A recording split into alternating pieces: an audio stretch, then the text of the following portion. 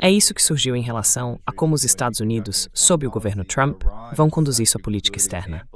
O Irã é um ótimo exemplo disso. Eles estão dizendo que querem que a ação militar no Irã seja rápida e decisiva, nada de semanas ou meses de envolvimentos. É bombardeia, bombardeia, bombardeia, ataca, ataca, ataca, e consegue o que quer, que aqui, é claro, é a mudança de regime, o sonho de Rubio.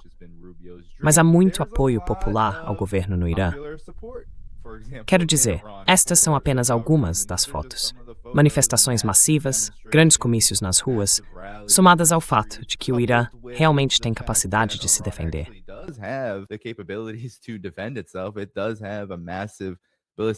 Ela realmente possui um sistema de mísseis balísticos massivo, do qual todos os países da região e Israel têm muito medo.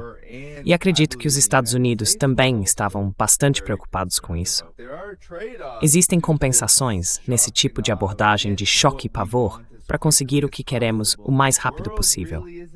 O mundo simplesmente não está mais nesse ponto. Estamos falando sobre o Irã, mas também poderíamos falar sobre a Venezuela. Outra operação muito terrível, mas que realmente não trouxe os frutos do sucesso. Se olharmos para a mente de Rubio, não acho que esse tenha sido o resultado ideal. Bem, eu seria um pouco cauteloso ao dizer isso. Quero dizer, você disse que ainda não acabou, então não estou dizendo que você esteja afirmando isso. Mas há pessoas que estão dizendo, sabe?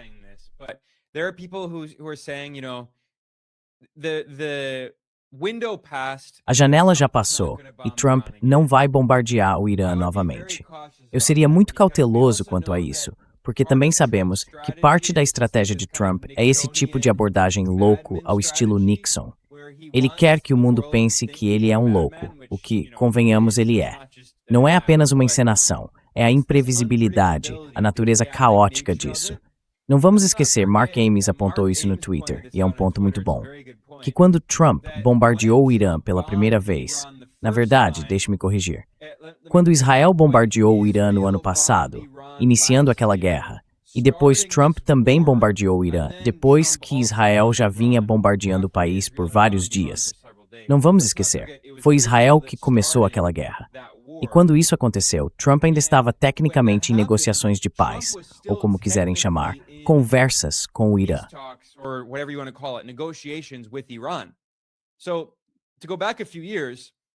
Então, voltando alguns anos, depois que o governo Obama impôs aquelas sanções muito agressivas e ilegais ao Irã para forçá-lo a ir à mesa de negociações e assinar o Acordo Nuclear Iraniano, o Plano de Ação Conjunto Global, ou JCPOA, esse acordo foi incorporado ao direito internacional.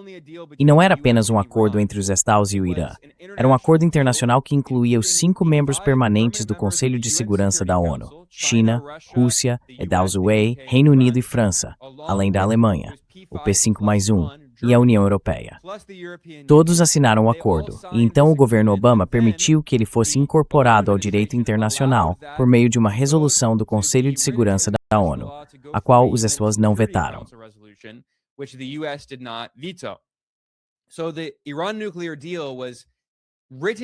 Então, o acordo nuclear com o Irã foi incorporado ao direito internacional. Trump assumiu o cargo em seu primeiro mandato e, em 2018, ele rasgou unilateral e ilegalmente o acordo nuclear com o Irã e restabeleceu sanções contra o país, novamente em violação ao direito internacional. Isso causou muitos dos problemas econômicos que estamos vendo no Irã hoje. Desde então, o governo Trump afirmou, primeiro e depois novamente, que queria intermediar um novo acordo com o Irã. No ano passado, o governo Trump realizou várias rodadas, talvez 5 ou 6, de negociações com o Irã. E então, do nada, Israel começou a bombardear o Irã com o aval do governo Trump.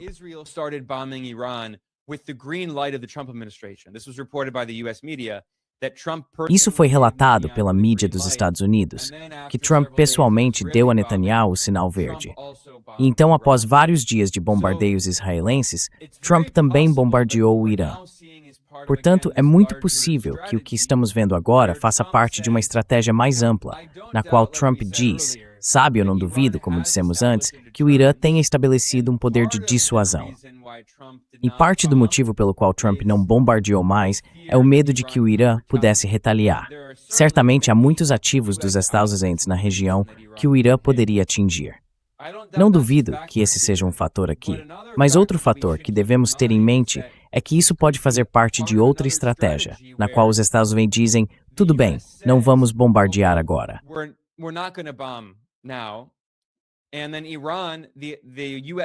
E então, o Irã, os Estados Unidos acham que o Irã vai baixar a guarda, que não estará tão preparado quanto estava para esse ataque americano.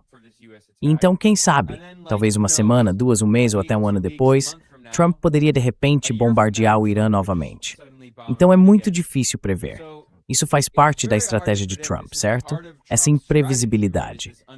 Eu realmente acho que mais uma vez estamos certos nessa análise, como outros também apontaram, que o Irã, vai estabelecer uma forma de dissuasão. Mas eu ainda seria muito cauteloso em dizer que isso é o fim. Você mesmo disse, isso obviamente não é o fim.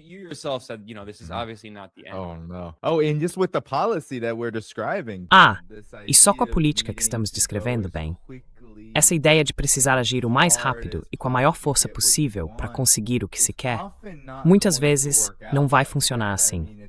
Quero dizer, provavelmente nunca vai funcionar assim com o Irã, onde você teria apenas alguns dias. Não dá para fazer isso em um dia ou em menos de uma semana. É isso que Trump quer, derrubar o Irã em menos tempo do que a guerra de 12 dias. Acho que era exatamente isso que eles estavam pensando, porque em 12 dias as defesas aéreas já estavam esgotadas e o Irã ainda tinha poder de fogo. Então isso não seria bom. Teria levado a uma escalada ainda maior. Poxa, poderíamos estar conversando na próxima semana, daqui a uma semana, sobre nos prepararmos de novo. Há destroyers se movendo para a região.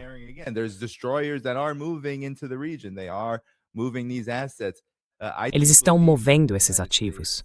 Eu realmente acredito que os Estados Unidos e Israel querem tentar isso novamente, talvez a cada 6 meses. Também tivemos novos desdobramentos, como o fato de o Irã conseguir bloquear o Starlink, o que surpreendeu muita gente. Quando o Irã fechou seu espaço aéreo, o primeiro avião a entrar, depois da reabertura, foi um cargueiro chinês. Então acho que muitos sinais estavam sendo enviados aos Estados Unidos. E talvez informações também. Acredito, desde o início, que os Estados Unidos não estavam apenas conduzindo operações de inteligência, mas provavelmente se comunicando por canais informais com o Irã. Tenho certeza de que eles estavam conversando sobre o que iria acontecer aqui.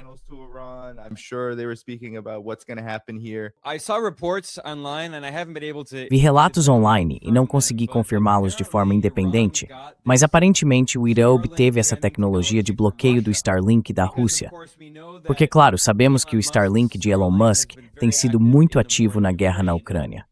E, aliás, o Starlink também tem estado ativo na Venezuela, então todos esses países onde os Estados Unidos estão fomentando o caos e a guerra. Na Ucrânia, o Starlink estava ajudando o exército ucraniano, um recurso muito importante para eles nessa guerra por procuração contra a Rússia. A tecnologia do Starlink também foi fornecida aos golpistas venezuelanos, incluindo Maria Corina Machado. Sabemos disso porque ela mesma admitiu.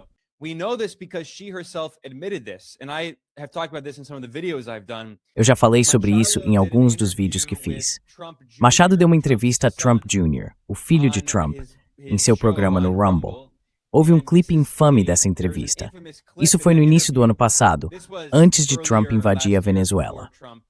Na entrevista, Machado disse, de forma bastante conhecida, que queria privatizar todo o petróleo e outros ativos da Venezuela e vendê-los para empresas dos Estados Unidos. Ela afirmou que os investidores norte-americanos ganhariam muito dinheiro. Mas nessa mesma entrevista, Machado também agradeceu pessoalmente a Elon Musk por ter fornecido a ela e a outros líderes golpistas como ela centenas de dispositivos Starlink para usarem em sua tentativa de derrubar Maduro.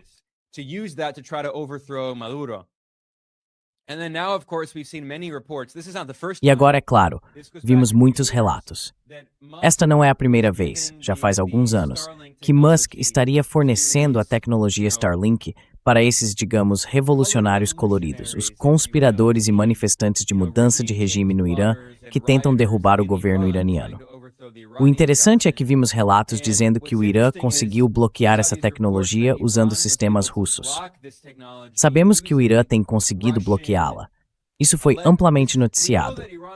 Não sabemos exatamente de onde isso veio, mas vi relatos dizendo que veio da Rússia. Então isso também está ligado à crescente parceria entre Irã e Rússia e também entre Irã e China.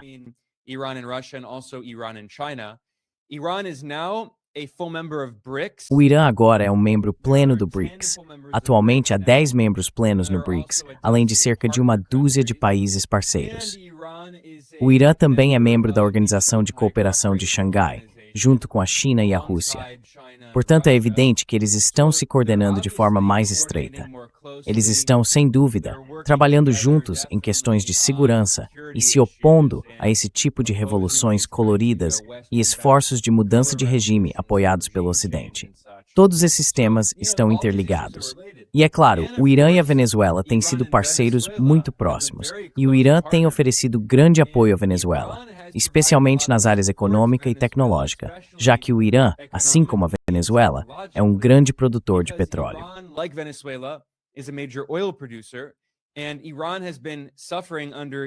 O Irã vem sofrendo sob sanções ilegais dos Estados Unidos desde a Revolução de 1979. Por estar sob sanções há tanto tempo, é evidente que isso prejudicou a economia iraniana e contribuiu para taxas de inflação muito altas. É muito difícil para o Irã obter moeda estrangeira, que seria necessária para estabilizar sua própria moeda por meio da intervenção do Banco Central no mercado de câmbio. Também é difícil para o Irã comercializar, o que tende a levar a déficits em conta corrente e no comércio com o restante do mundo, pois outros países temem sanções secundárias ao comprar produtos do Irã.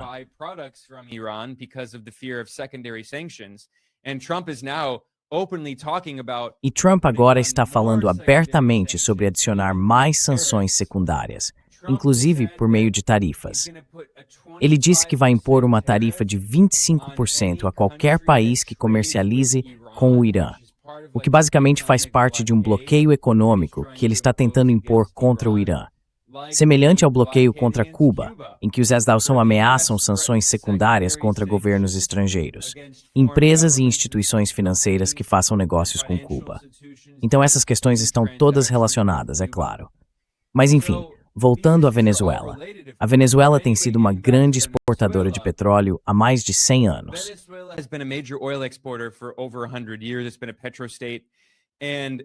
Tem sido um petroestado, e isso, veja bem, muito antes de Hugo Chávez sequer nascer. A Venezuela tem sido um petroestado. Mas a indústria petrolífera venezuelana depende desde o início de tecnologia de empresas norte-americanas e, em menor grau, de empresas europeias. A Venezuela é um país relativamente pequeno do sul global, cerca de 30 milhões de habitantes.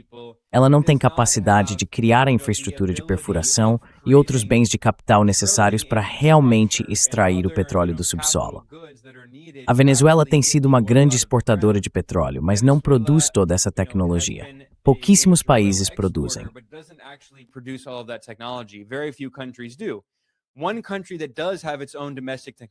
Um país que de fato possui sua própria tecnologia doméstica, porque está sob sanções há muito tempo e porque tem mais de 90 milhões de habitantes, é o Irã.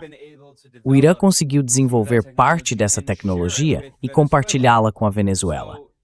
Assim, enquanto os Estados Unidos vinham impondo sanções à Venezuela, começando em 2015, sob Obama, depois no primeiro mandato de Trump em 2017 e novamente em 2019, ele impôs sanções muito agressivas ao país, culminando em 2019 com a tentativa de golpe do primeiro governo Trump na Venezuela, quando Trump reconheceu esse político de oposição de direita pouco conhecido, o fantoche dos Estados Unidos, Juan Guaidó, como o chamado presidente interino.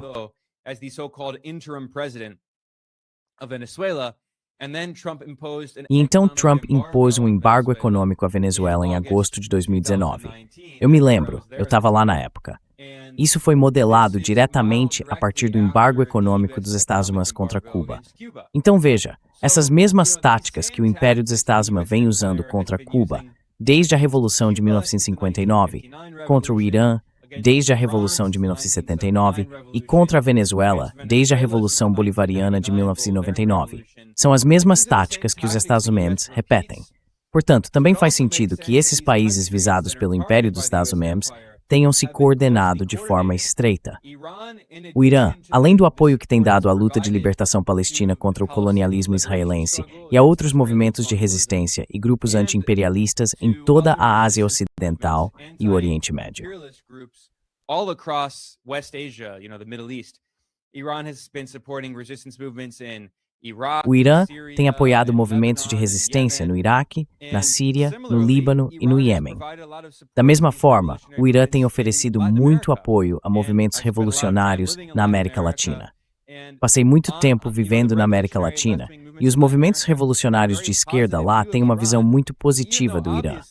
Embora, obviamente, sejam movimentos ideologicamente muito diferentes, ao mesmo tempo compartilham muitas semelhanças. Pode-se pensar na Revolução Iraniana como seguindo os passos das lutas de libertação nacional anticolonialistas do Sul Global, a Revolução Argelina, as lutas de libertação em Angola, Moçambique e Guiné-Bissau, as revoluções em Cuba, Nicarágua e Venezuela, e as revoluções no Vietnã e na Coreia.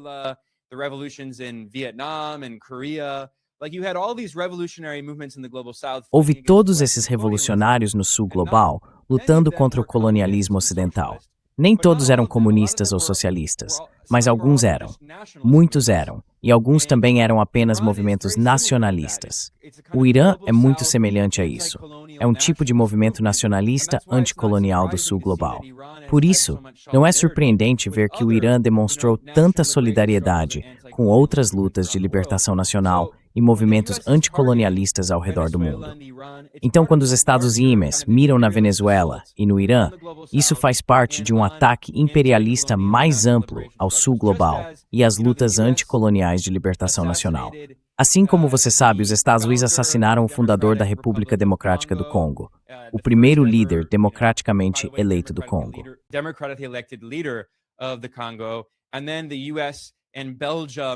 E então os Estados Unidos e a Bélgica, a inteligência belga, dissolveram o corpo dele, e tudo o que restou foram seus dentes. Este é Patrice Lumumba, o pai fundador da RDC.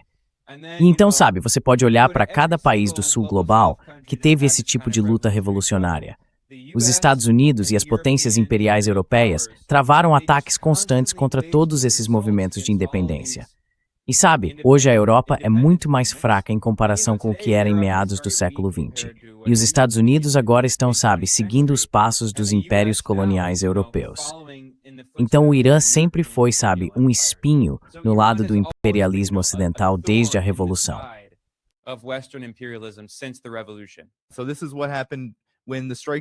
Então foi isso que aconteceu quando os ataques não ocorreram contra o Irã. O governo Trump disse, ok, então vamos aplicar sanções, não apenas às pessoas muito vocais que lideram a política de segurança nacional iraniana, mas também às redes de bancos paralelos e, essencialmente, a qualquer comércio de petróleo. É isso que eles estão mirando, o petróleo.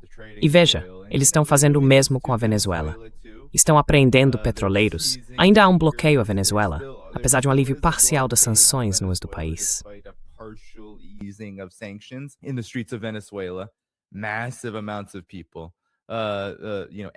Um número enorme de pessoas, sabe, está nas ruas todos os dias dizendo libertem Maduro, mas também dando continuidade ao processo.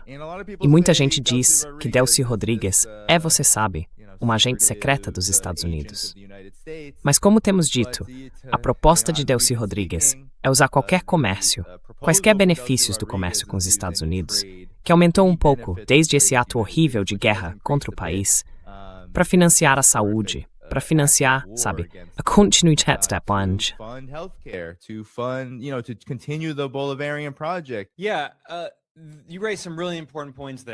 Sim, você levanta alguns pontos realmente importantes aí. Antes de tudo, se você acompanha as redes sociais venezuelanas, tem havido muitas grandes marchas em apoio à Revolução Bolivariana, em apoio ao governo e pedindo a libertação de Maduro. Outro ponto importante, e claro, algo que você nunca vê na mídia dos Estados Unidos, é sobre Delcy Rodrigues, a presidente interina da Venezuela. Agora, se você conhece Delcy e a família Rodrigues e o irmão dela, Jorge Rodrigues, que é um importante político chavista, trata-se de uma família revolucionária e de esquerda de longa data. O pai deles foi um revolucionário socialista em um grupo militante, e ele foi preso, torturado e morto por um regime venezuelano de direita aliado aos Estados Unidos. Então, para eles, isso não é apenas uma questão de ideologia.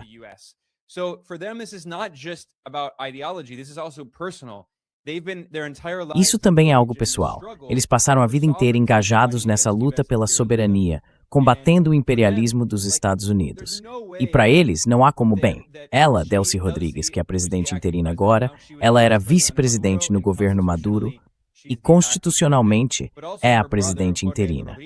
O irmão dela, Jorge Rodrigues, também é um importante político chavista. A ideia de que eles simplesmente vão se vender, abandonar a revolução e deixar os Estados Unidos controlarem a Venezuela é absurda. Mas o que você mencionou é verdade. É preciso ser pragmático, especialmente quando se está sob sanções e sob cerco. As sanções contra a Venezuela, na verdade, remontam a 2015, no governo Obama, mas Trump as intensificou. Ele literalmente declarou um embargo econômico em 2019, como o embargo a Cuba.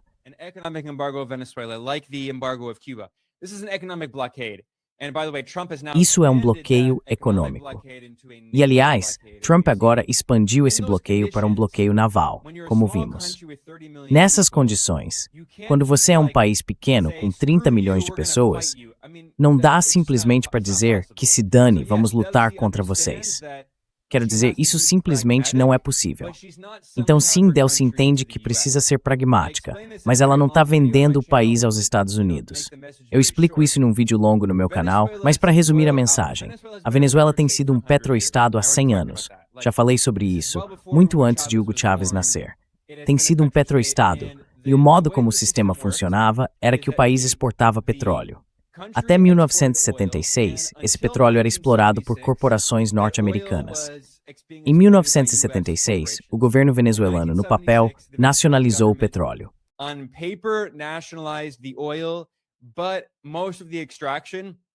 Mas a maior parte da extração ainda era feita por empresas norte-americanas, com concessões concedidas a elas.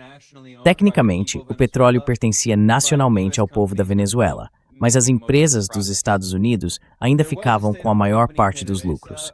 Havia uma empresa estatal, a PDVSA, mas ela não era a principal força motriz do setor petrolífero. Então Hugo Chávez chegou ao poder por meio de eleições democráticas em 1998 e tornou-se presidente em 1999. Ele lançou a Revolução Bolivariana e, em 2007, nacionalizou completamente a indústria do petróleo. Disse às empresas estrangeiras de petróleo que teriam de sair, a menos que aceitassem manter apenas uma pequena participação minoritária em projetos majoritariamente controlados pela PDVSA, a empresa estatal de petróleo. E há empresas que aceitaram isso, e a maioria não, incluindo a ExxonMobil e a ConocoPhillips, então ele as expulsou.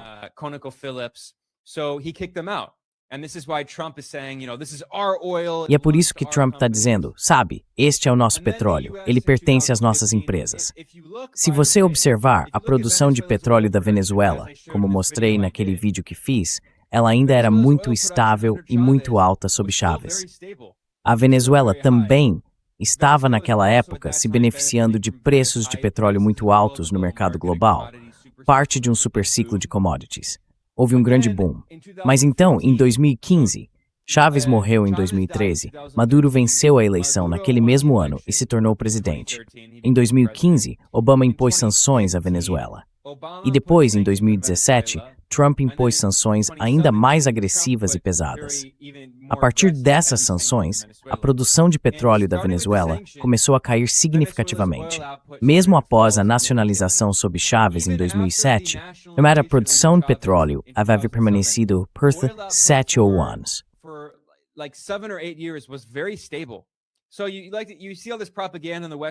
Então você vê toda essa propaganda na mídia ocidental dizendo: o socialismo destruiu a Venezuela. blá blá blá. Não, foram as sanções dos Estados Unidos que devastaram a economia venezuelana, assim como devastaram a economia cubana e a iraniana. O Irã não tem um sistema socialista, mas sofreu consequências muito semelhantes. O setor de petróleo da Venezuela, sua produção, foi devastado, especialmente porque, como mencionei antes, a Venezuela não podia importar a tecnologia, os bens de capital, os produtos químicos de que precisava, nem o petróleo leve e doce necessário para refinar e processar seu próprio petróleo pesado e ácido. A infraestrutura petrolífera na Venezuela começou a se deteriorar, realmente caindo em desuso, e o país não conseguiu importar boa parte da tecnologia necessária para atualizar, consertar e reparar sua infraestrutura de petróleo por causa dessas sanções ilegais dos Estados Unidos.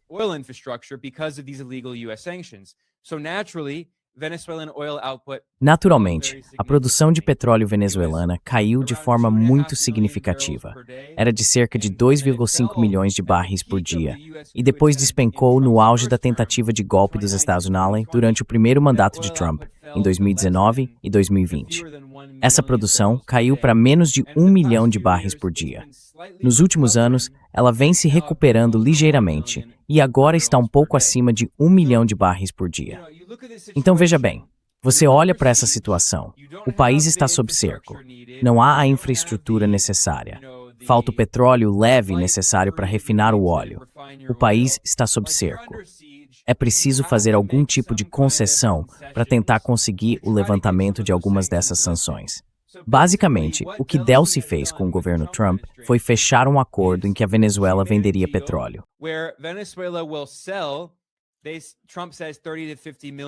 Trump fala em 30 a 50 milhões de barris de petróleo. Isso equivale a cerca de 30 a 50 dias da produção de petróleo da Venezuela. Mas os Estados Unidos não estão recebendo isso de graça. Se você realmente lê, ou como mostrei no meu vídeo, se observar a linguagem da ordem executiva de Trump e o comunicado de imprensa do Departamento de Energia sobre esse acordo, e também o que foi dito pela PDVSA, a estatal venezuelana de petróleo, fica claro que eles não doando esse petróleo, eles estão vendendo. E sim, o governo dos Estados Unidos, porque a Venezuela está sendo forçada a fazer esse acordo sob pressão, tem controle sobre esse dinheiro. Mas, na verdade, esse é o dinheiro do petróleo que a Venezuela vendeu aos Estados Unidos. E, em troca, eles admitem que estão basicamente concedendo alívio das sanções.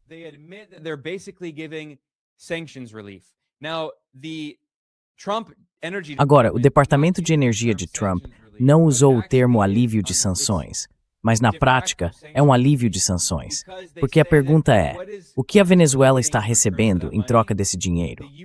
Os Estados Unidos estão vendendo à Venezuela equipamentos de petróleo para consertar e modernizar sua infraestrutura petrolífera, além de petróleo leve e produtos químicos como nafta, a fim de refinar seu petróleo.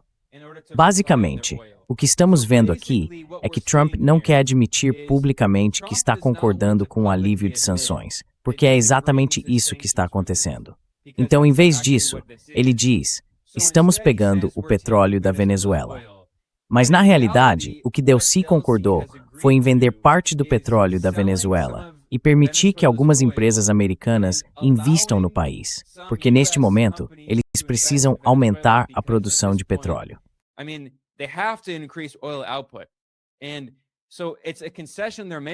Então é uma concessão que eles estão fazendo. Mas, na verdade, Maduro também fez essa concessão quando permitiu que a Chevron, sob o governo Biden, entrasse na Venezuela para aumentar a produção de petróleo. Porque, da perspectiva da Venezuela, é como se dissesse, veja, temos cerca de 1 milhão de barris por dia e poderíamos potencialmente aumentar isso para o nível em que estava antes das sanções. 2,5 milhões, potencialmente. Mas precisamos de muitos bilhões de dólares em investimentos e tecnologia que não temos por causa das sanções. Precisamos que essas sanções sejam suspensas para funcionar de forma eficaz. Então Maduro fez um acordo com o governo Biden que resultou em uma leve flexibilização das sanções. Biden ainda não suspendeu a maioria das sanções, mas permitiu algum alívio.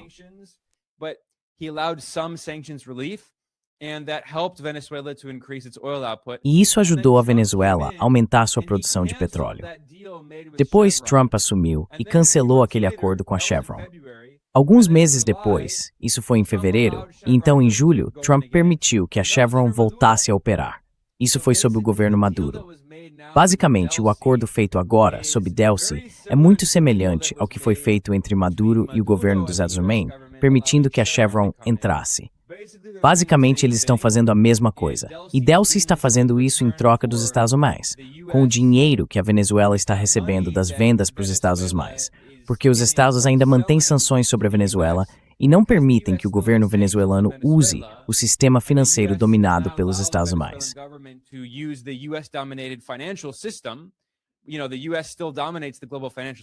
Sabe, os Estados Unidos ainda dominam o sistema financeiro global.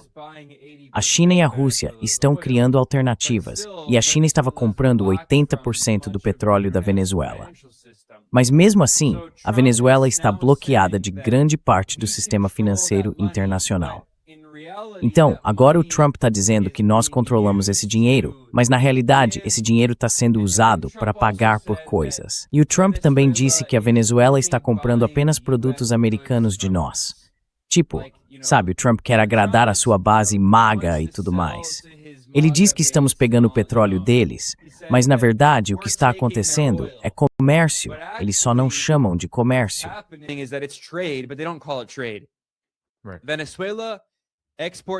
A Venezuela exporta seu petróleo para os Estados Unidos. Ela permite que empresas norte-americanas invistam e ajudem a reparar sua infraestrutura petrolífera para que possa exportar esse petróleo. Os Estados Unidos compram o petróleo e o dinheiro vai para uma conta administrada pelos Estados, mas que pertence ao governo da Venezuela. Em seguida, os Estados usam esse dinheiro para comprar produtos norte-americanos, equipamentos, petróleo leve e nafta, que são importados para a Venezuela. Então, como isso funciona na prática? É um alívio temporário das sanções. Delcy não abandonou seu país, nem a Revolução Bolivariana.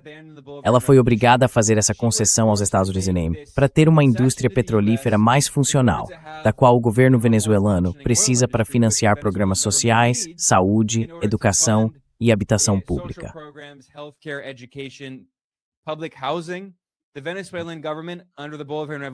O governo venezuelano, sob a Revolução Bolivariana nas últimas 2 décadas, construiu mais de 5 milhões de unidades habitacionais para venezuelanos pobres e da classe trabalhadora.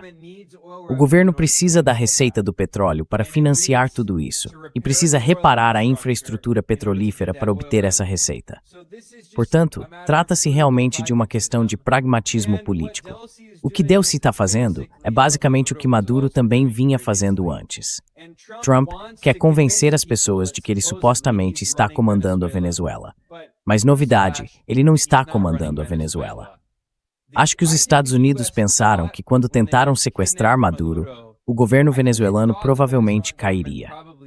E toda essa ideia, essa narrativa de que Delcy está apenas fazendo o que nós queremos, é a maneira deles de salvar as aparências, porque Trump não quer manter uma ocupação militar.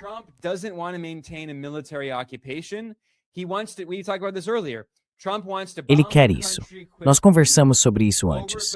Trump quer bombardear um país rapidamente, derrubar seu governo, promover uma mudança de regime e depois simplesmente deixá-lo colapsar e fazer o que quiser. Trump não quer enviar milhares de tropas e ficar atolado nessas guerras sem fim. Ele viu como isso foi desastroso no Iraque e no Afeganistão. A estratégia de Trump é simplesmente bombardear intensamente, derrubar os líderes deles e foi isso que tentaram fazer na Venezuela. E eu acho que eles realmente acreditaram na própria propaganda. Eles acreditaram que a Venezuela era uma chamada ditadura e que tudo o que precisavam fazer era tirar Maduro do poder e o governo entraria em colapso. Mas como você sabe, obviamente isso não aconteceu. Então agora Trump está dizendo que, bem, estamos controlando a Venezuela e controlando seu petróleo. Mas não é isso que está acontecendo.